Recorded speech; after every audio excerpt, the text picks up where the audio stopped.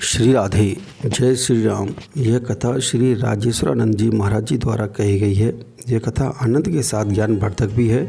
अंत तक कथा सुने। यदि यह कथा आपको अच्छी लगे तो चैनल को लाइक करने के साथ सब्सक्राइब कर दें तथा बेल आइकन भी दबा दें। भगवान राम ने धनुष तोड़ा तो रस्सी छोड़ दी, मानो संकेत किया गुण तो रहे पर गुणों का अभिमान न रहे।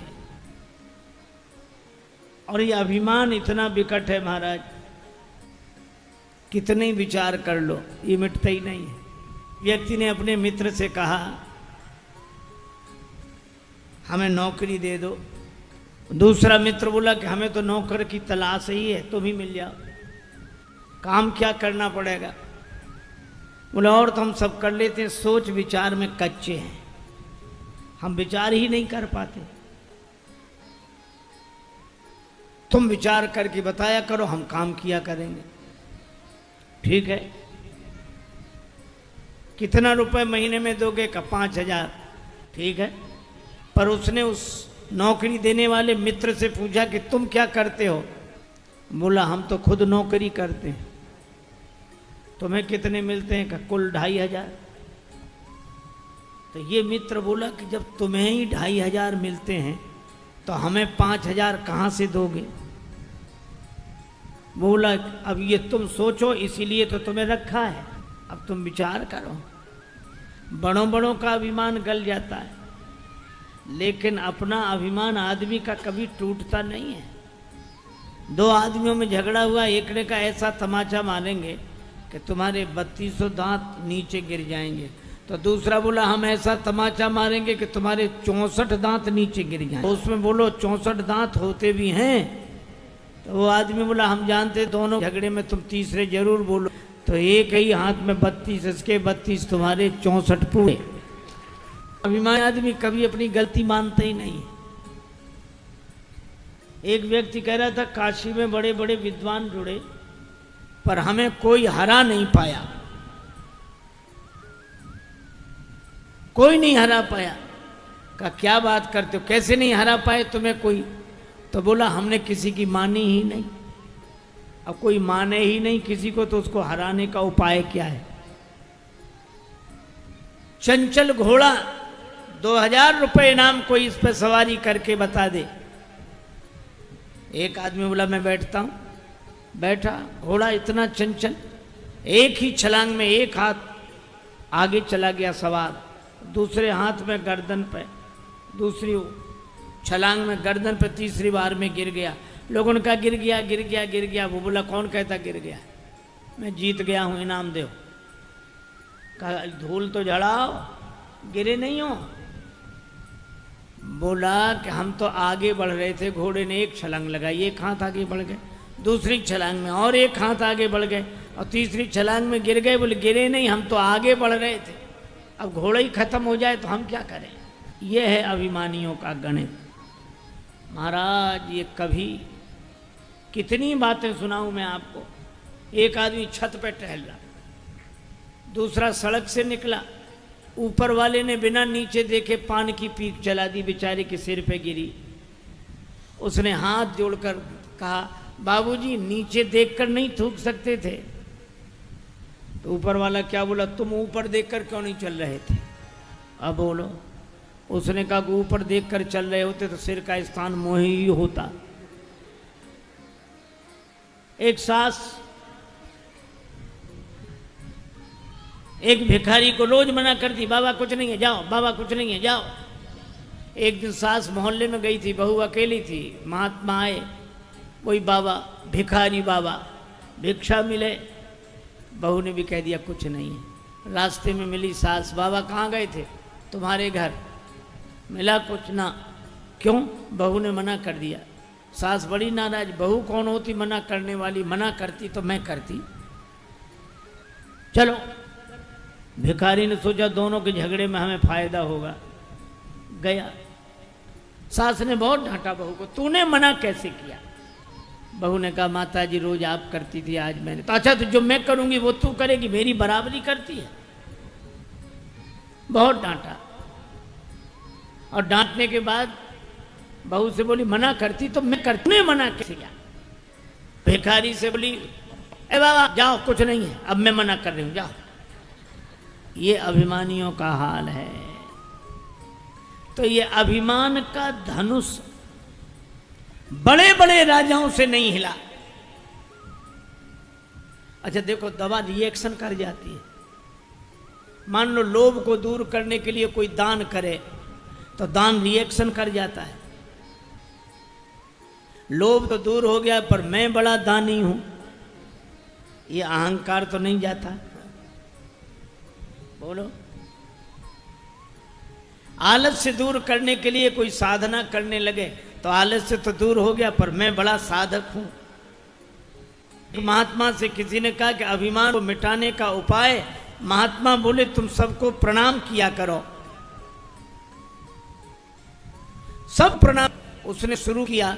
6 महीने बाद महात्मा बोले क्या हाल है अभिमान का? बोले महाराज और बढ़ गया है। कहा क्यों? हमें लगता है कि हम कितने बढ़िया आदमी हैं जो सबको प्रणाम कर रहे हैं। अब बोलो, ये अभिमान किसी तरह नहीं मिटता। लेकिन मैं आपसे कहूं कि जो अभिमान किसी तरह नहीं मिटता, उस अभिमान को अपने जगह से हटा देना भक्ति के बाएं हाथ का खेल है।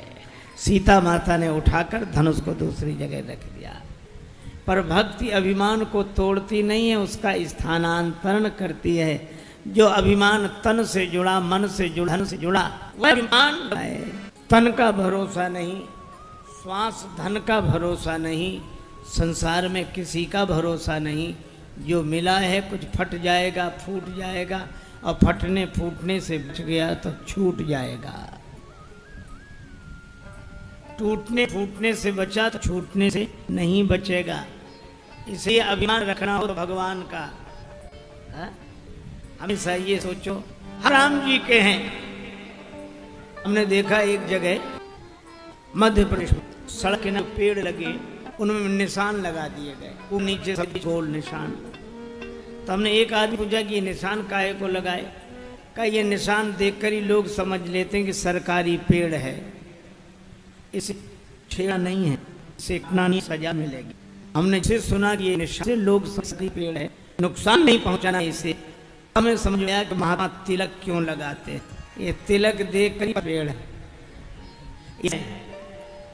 जमके निकट नहीं आवे, बादस तिलक देख ही रघुवर के, हम चाकर रघुनाथ कुंवर के। इसलिए नाता किससे जोड़े? पर सीताराम फिकर फिर क्या करना, भगवान से नाता जोड़ना। और भगवान से जीव का नाता तभी जुड़ता है जब भक्ति रूपी माता जानकी जी की कृपा होती है।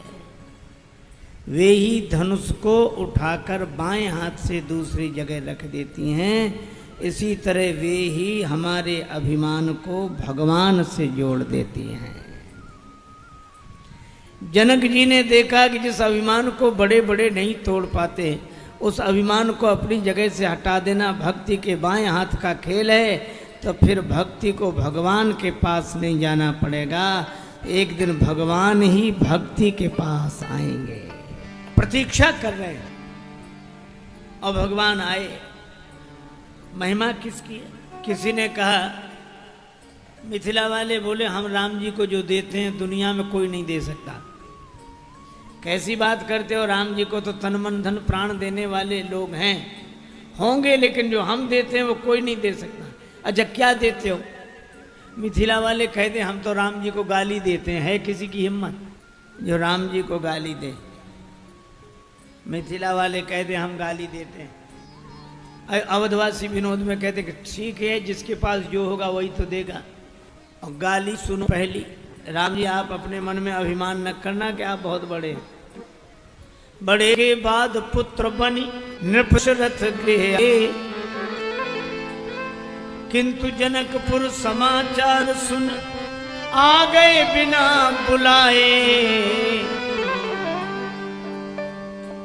जनकपुर में तो बिना बुलाए आए और बन बैठे मेहमान रघुवर राम लला। बिना बुलाए आए, बिना बुलाए। लक्ष्मण जी भी जानते हैं कि चिट्ठी नहीं गई थी। लक्ष्मण जी ने धीरे से कहा कि ऐसा तो नहीं हो सकता, कि बिना बुलाए आए। सखियां बोली पास में ही तो बैठे, पूछ लो चिट्ठी गई थी। अब ये बात तो लक्ष्मण जी भी जानते कि चिट्ठी नहीं गई थी, पर उन्होंने कहा कि नहीं गई थी चिट्ठी। सखियां बोली अगर राम जी कह दें कि चिट्ठी गई थी तो हम मान लेंगे। लक्ष्मण जी ने राम जी के हाथ जोड़े, कह दो ना गई थी चिट्ठी। राम जी बोले हम झूठ बोले हमारी बात चली जाएगी। लक्ष्मण जी बोले अगर झूठ बोले तो आपकी बात चली जाएगी और झूठ नहीं बोले तो हमारी बात चली जाएगी। अब देख लो किसकी बात रखनी है, हमारी या अपनी।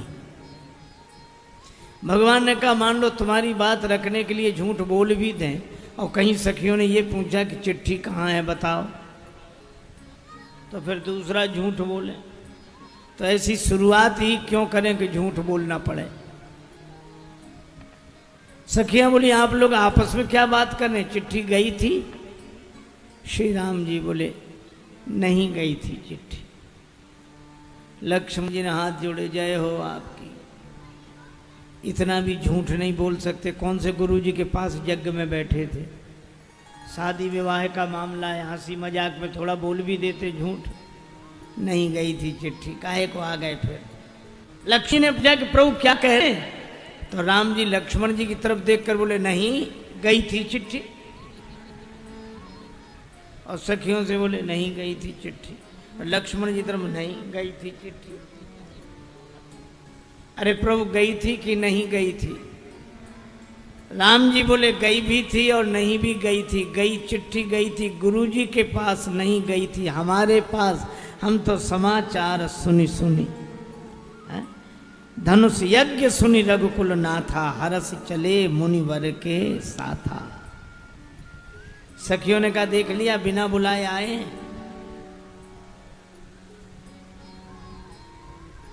सुच तीर्थ धाम अनेकन है, सबकी अपनी अपनी गरिमा। सखी किंतु विदेह पुरी लखिके, लघु लागत मोहि सबे उपमा। मिथिलेश से भूप राजेश जहाँ, सबते बढ़ी के मिथिला महिमा। पर महिमा मिथिला की नहीं सजनी, ये तो उनकी महिमा जिनकी महिमा। अर्थ समझ गए, उनकी महिमा जिनकी महिमा। मई माने पृथ्वी, पृथ्वी जिनकी माँ है, उन जानकी जी की महिमा है कि भगवान बिना बुलाए जनकपुर दौड़ कर